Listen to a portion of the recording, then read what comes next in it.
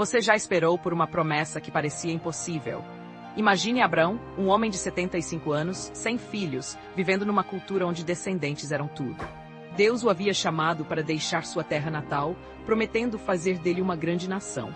Mas os anos passavam e Sara permanecia estéril. Uma noite, quando Abrão questionou como Deus cumpriria sua promessa, o Senhor o levou para fora e disse: "Olhe para o céu e conte as estrelas, se conseguir", então declarou.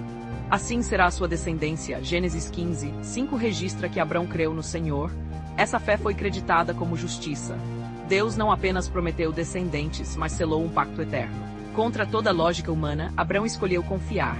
Sua fé transformou dúvida em esperança. Hoje, judeus, cristãos e muçulmanos traçam suas raízes espirituais até Abraão. As estrelas ainda brilham, lembrando-nos que as promessas de Deus transcendem nossas limitações.